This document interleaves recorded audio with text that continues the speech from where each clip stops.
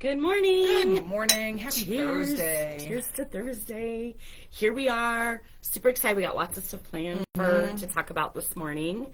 And a fun new because we needed room for something. Yes. Yeah. You're going to be in for a treat for a demo today. Yes. And we're super excited about this new ruler, so I'm going to show it off. But first, right. I want to talk about I want to talk about Connie's. Look at Connie's blocks. Look at her blocks. We've been showing them as she's doing the Riley Blake sew along, the block challenge. And it's coming right along. There's like a block every week, so this just keeps growing and growing. I know, and she's been staying right on top of it. She really is. I think because she knows we like to show them on the live, I think she's been making sure she gets them done every week, which is fun. It's really fun. Well, and that's good accountability for her, right? Right. I'm loving this one. Anybody lives out here with us in Colorado, this is... I could do a whole quilt of that. I know, right? That's really cute. It's a cute block. Really cute. But and she appliqued the little sun in there. And she did a nice job. Her applique looks really good. Come look at her tiny little stitches. Oh, that palette is just delightful. That color palette is so pretty. It's good. I don't think we have any kits left, but we probably have the fabrics. We do have at least some of it. I don't know if we have every color, but we could certainly help you curate a color palette, and the patterns are available online for free. Yes, so good. So good. It's a cute quilt. So yeah, we had to update that. And then behind you, if you want to scooch that way a bit, this is a quilt that I am working on a sample. Last week. Yeah, it's in the magazine, and we have copies of the magazine. It is in this quilt, pre-cut quilts made easy, but I'm going to make it even easier. Because Donna loves a trick. But we have to show you. I'm going to pull this block down because this is just so cute. It's the cutest. The cutest. This fabric is darling. Teeny little houses. So cute. So this whole quilt is made from one line of fabric. It's the Sweetwater Independence Day. So we have this kitted, and it is, I think it's called Independence Day quilt kit is the kit. The only one that wasn't part of the line was, and I actually, look at that. I got them up there sideways. Because it's flowers. They're little star flowers. Now this is actually from a Christmas line. Oh, no kidding. Yeah, it's actually from a Christmas line, but they're little star flowers. Yeah. And it just fit in perfect, and we needed one more red. So we threw this one in. And yes, the fabrics. Look at these teeny little bow ties. And what I want you to notice on the houses and the bow ties is that all the bow ties and all the houses are all going the same direction. See that? And I had to tease Mama Fran because she is neurotic about fabrics having to go the same direction. And generally, I'm just kind of like, don't even try. Don't drive yourself crazy. Right. Because your quilt is going to be thrown all different directions. Who cares if the fabrics are all the same directions? Right. That's how I feel about it, too, most of the time. But I did give myself a little challenge. Yeah. Do you see all of my flowers? And this one was even harder because the houses and the bow ties and the stripes, I got all the stripes, too. I see that. There's only up or down, across or up and down. But with the star flower... Oh, right. You've got one pointed in every direction. Four. I mean, you have to make sure all four are going in the right direction again. So I did drive myself a little crazy with that. But you don't have to do that. I just kind of was up for the challenge. Right. But this is almost a quarter of the quilt. They are 9-inch blocks. That's a lot of pieces. Yeah. Yeah. They're 9-inch blocks, and the red blocks are all made stitch and flip. Oh, okay. Okay, so you pop the little corners off to get that little peak on the red center blocks, and then the corner blocks you pop those out with the color. And it's not my favorite technique. Right. There's a lot of ways to stitch and flip. Yeah, not too much on these because it is a little tiny corner, but the waist, and then also like I just don't ever feel like I can get them to flip up exactly square. Yeah. I have the same problem. Yeah. And so, but what's your other option? I mean, yeah. Well, I was actually looking at this. It could be a flying goose and a rectangle. You could, but then you'd have more seams and I don't know. I did think about that. I thought about doing flying geese and a rectangle, but I didn't want that extra seam in there. Yeah, because especially for any kind of larger print like this one, you'd kind of like you'd lose the print. Yeah, for sure. And your little flowers, you'd lose all your rows in the flowers too. Yeah. So I just went ahead and did the stitch and flip, and they turned out okay. I have a friend that when she does stitch and flip, she doesn't cut the corners off. Oh. And then she trims it to that background piece.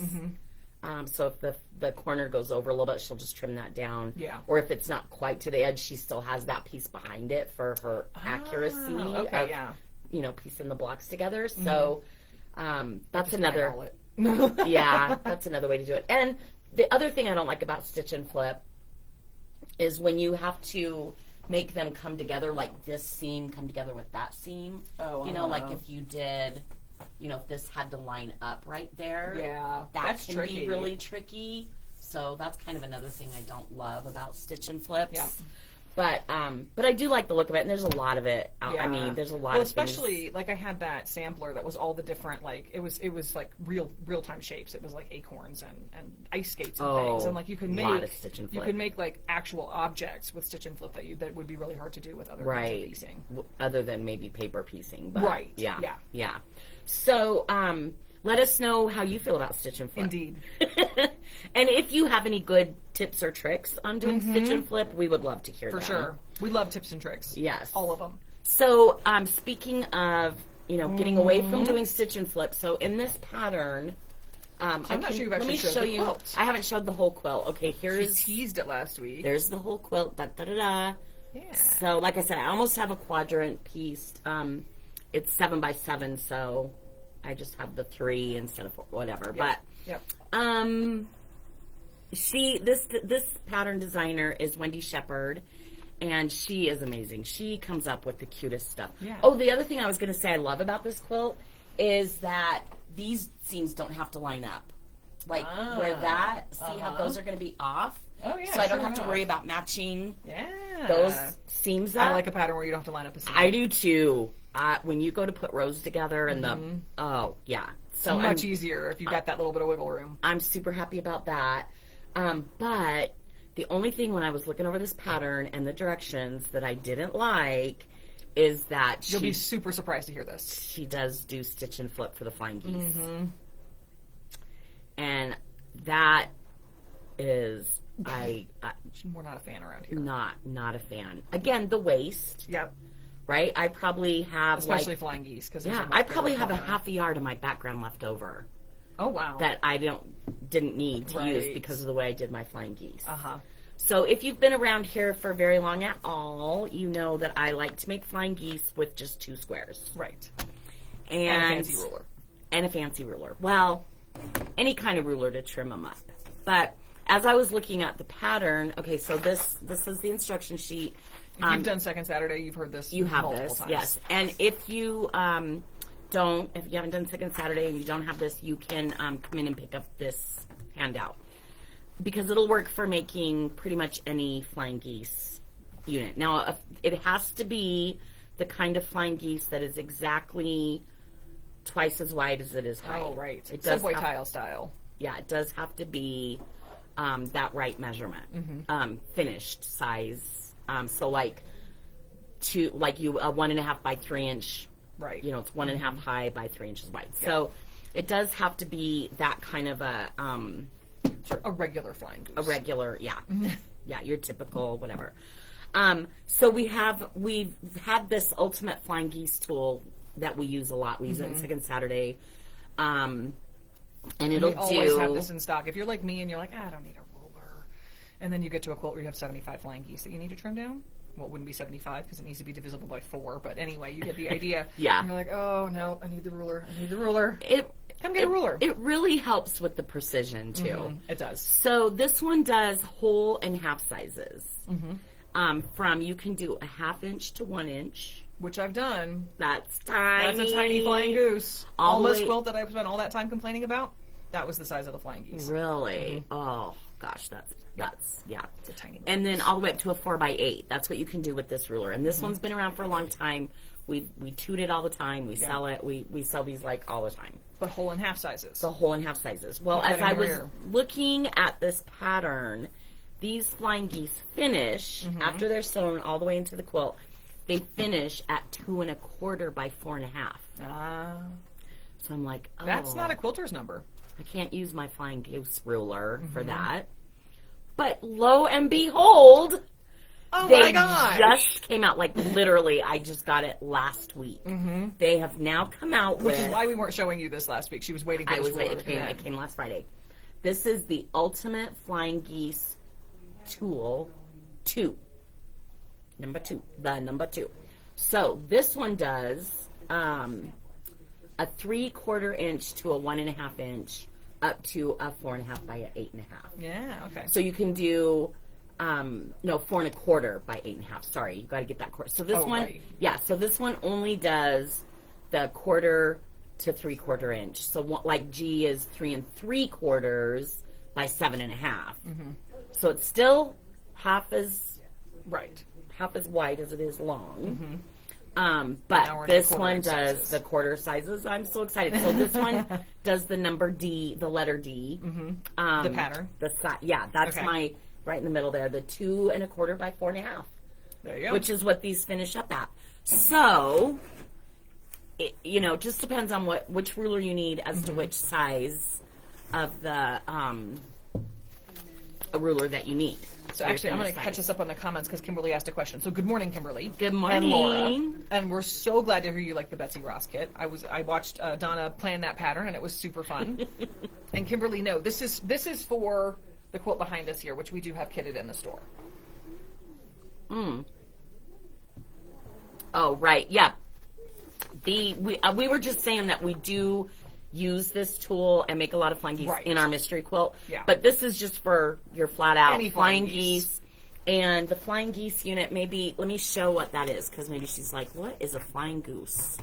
Oh, this is true. And did I not bring any finished ones? That's okay. We can show you the No, flying geese. I did not. Yeah. This is easy. Yes. They're used in, this is called a sawtooth star.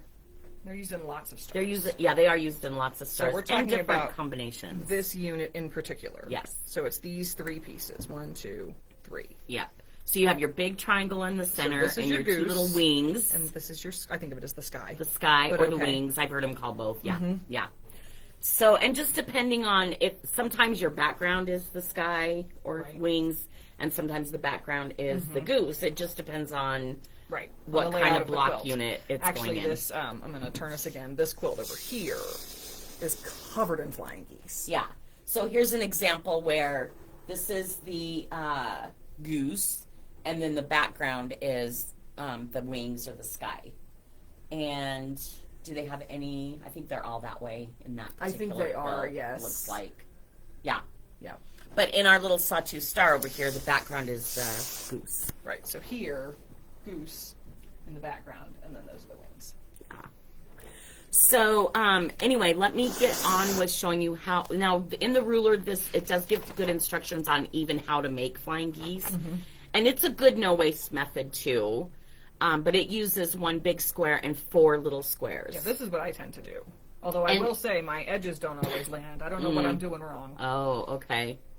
So this is a good way to do them as well. You're just cutting more pieces, which is why I like doing the 2 square. Right. Because I'm only cutting I'm just cutting 2 squares instead of 5. Yeah. To make my 4, and both of them make 4 units at a time. Right. Because That's so the great many thing. patterns have with a star or whatever have 4 units that make up the block. Yeah. Yeah. Yeah, that's very typical. Very typical.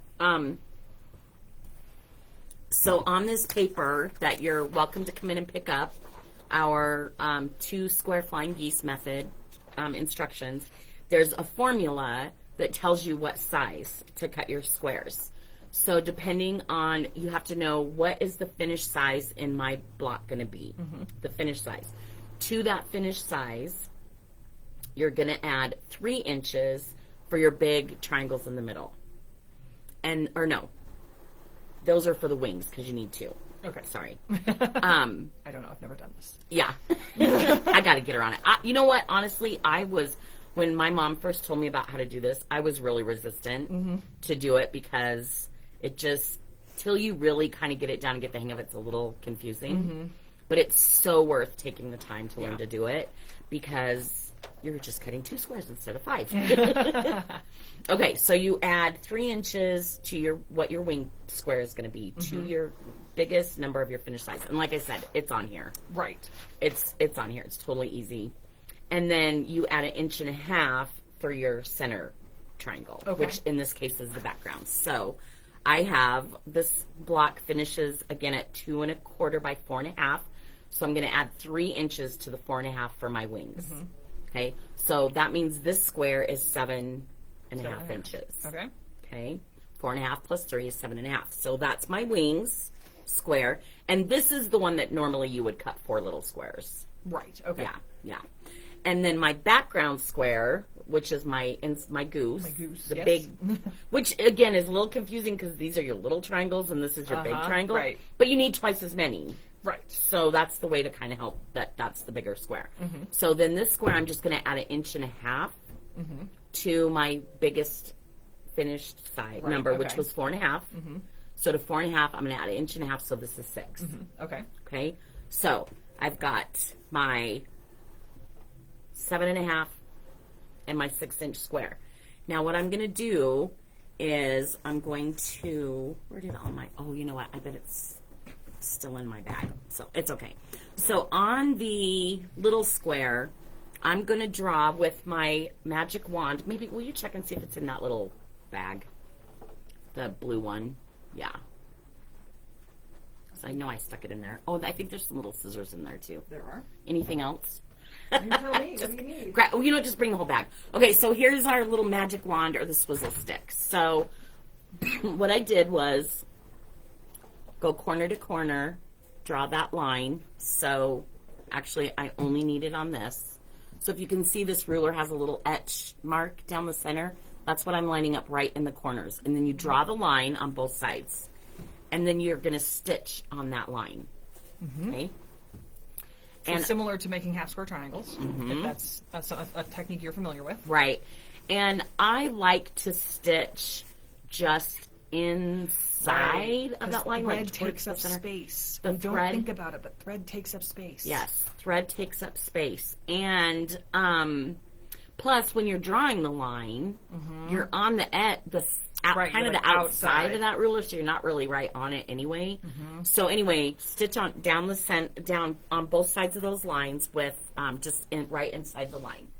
Okay, so we got that. Then you're just going to cut it apart. Okay, I got those sewn. I'm just going to cut them apart. And then you're always going to press toward the large triangle.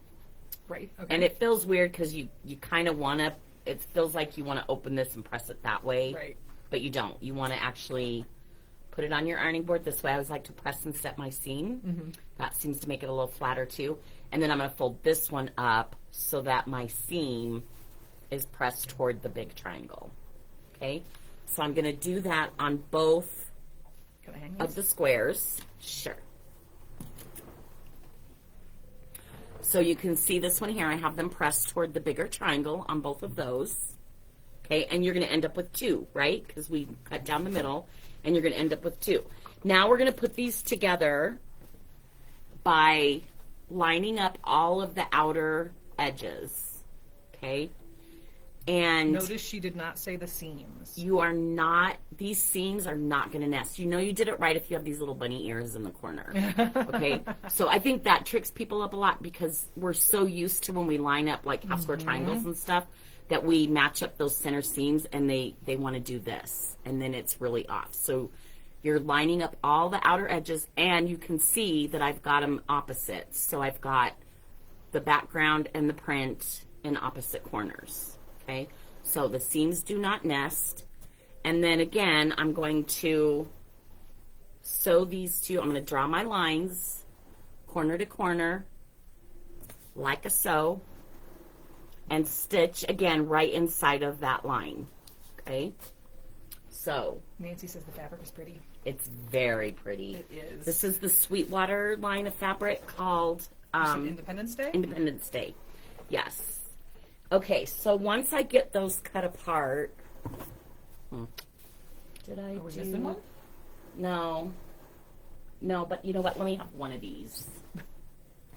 All right. Maybe. Maybe not. Oh, no, I can't. They're sewn together. I was going to say, I think you need one of these. No, you know what? Let's just cut this one, okay?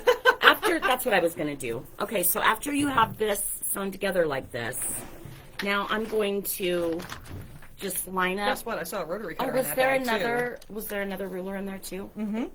I'll show you. This is my favorite ruler for cutting these in half. This is the 1.5 by 12.5. So I'm going to just line up the 1/4 inch there, and I know you probably, yeah, can you put it down here? Do this. Yeah, there we go. Perfect. I can get my ruler open and glasses. Okay. So I'm just going to line up the 1/4 inch seam right on that seam line that I just sewed, and I'm going to cut those apart. And this is what you end up with. Ta-da. This is what it looks like. So you can see how we did not miss the Looks seam. kind of wonky, right? Yeah. Now, the trick here is that we want to, again, press toward this big triangle, but you can see the way the seam goes. One will go towards the triangle and one will not, the bigger triangle and one will not. And so what you have to do is you have to do this. I just did sign language to Joe, and she understood me. Look at that. I knew exactly Okay, what she meant. so we're going to make I have a little bag of goodies over here.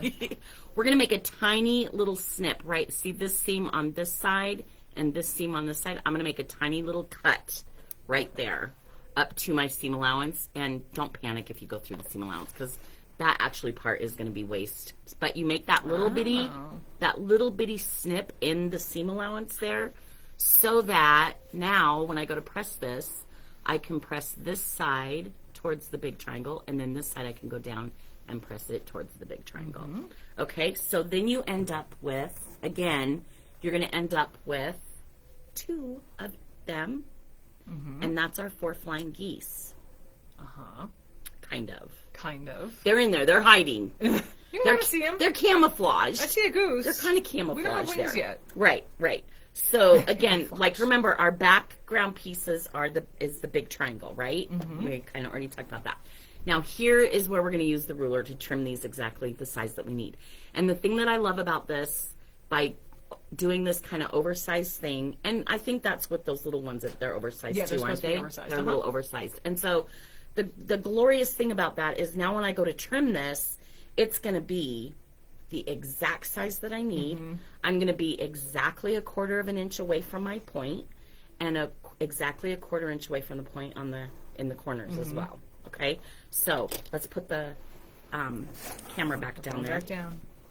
Okay, so on this ruler you've got trim number 1 and trim number 2. So you have to make sure you're doing the right side of the ruler.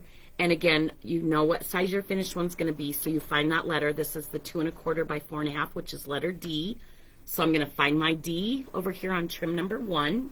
And it's always going to go up in the tippy top part of the corner. And I know you guys are kind of upside down looking at this, but this is towards me.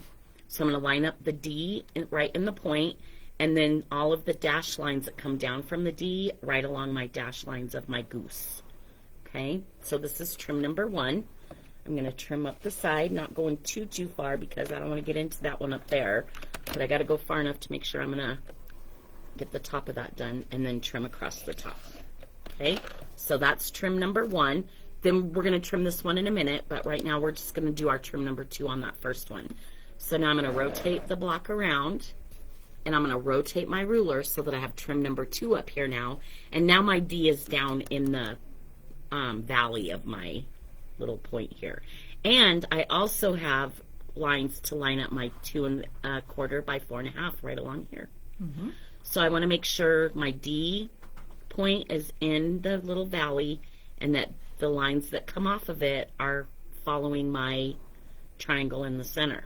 Okay, and as much as I can, lining up these edges as well. Yeah, I found there's a certain amount of wiggling to be done here. Yeah, you do kind of have to. And then trim off that side, and trim off the top, and voila. You have an exact, well, this is right now measures at, let's see, where's my other little ruler? Because this is unfinished. So This it's can be a going to little be confusing thing about these rulers is they talk about finished size. So right now it's 5. So that's going to, once I do my 1/4 inch on each side, it'll be 4.5. And this way is going to be 2 3/4, right? Because when I do my seam allowance, it's going to be 2 1/4. So makes them the perfect size.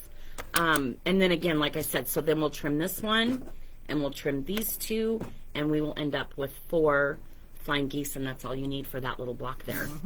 So super fun, super easy. I just, when I found out they were coming out with this ruler to do other sizes, I Pretty great. was super excited. And then I just happened to have a quilt that needed to use it. And I'm like, even oh, better. yes. And yes, he says yes, the yes. person with the most flying geese rulers wins. Okay, how many do you have, Nancy? Right? I have 1.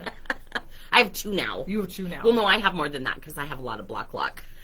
Oh, right. Block lock trimming. Block locks are wonderful. The company has gone through a lot of changes, and they have gotten very expensive. Well, aren't they? They're only good for one and they're size, aren't only they? good for the one size. So again, if you have a quilt you're making 75 flying geese for, it's worth it. Right. It might be worth that investment. But like I know in our Shop Hop quilt, the very first year we started Shop Hop, all the flying geese in all the blocks were like 1 7/8 by 3 3/4, which is a very odd size. There's no real No ruler flying for geese that. ruler for that. But Block Lock had one, so we brought a bunch of those in, and that was, because I think there were like 14 or 15 in every single block There were of a that lot. weird I mean, size. that was the theme of the hop. Yeah, that was a lot. That was worth it to me. That was worth it. Kimberly says, "You two are killing me. We're going to make her spend more money," which is not necessarily the goal, but we don't mind. We just like good tools. We do because indeed. it makes our life so much easier and happier because you're not fighting with it. You're not like, oh, how am I going to get this right? Like you get that precision that you need. Yeah. So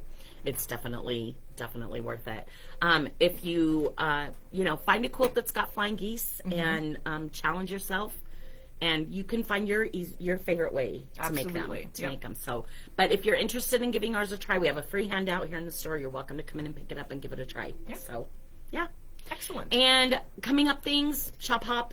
Shop Hop. We are all about in, Shop Hop. We are in the throngs. We're up to here in Shop Hop. I cut so Did you? many pieces of fabric. Thank you know what you. though? The blue is done and the white is so close. Oh, good. So, Good. We're coming. Yes, it is coming along. We're getting all our kits cut and ready. We're real close. And lots of classes coming up still. We still have lots of classes. There is, I think, openings still in Margaret's and the applique hand classes. Definitely the hand applique. You'll notice no new quilts this week. Carla and I are not as fast as we had hoped. Oh. We're getting there. Yeah. Well, next week. We'll show them hopefully next week. Hopefully next week. I have my fingers crossed for mine. Yeah. I think Carla's will be too, because I think she's done quilting. Hers She's is, just yeah, doing the hers binding. is quilted. She just needs to bind. I'm still quilting, but I'm custom quilting mine, and I'm really excited to show it to you guys. I know. She's doing a great job. It's fun. It's fun. So, all right. Well, come in and say hi, and we'll see you soon. All right. Bye. Bye.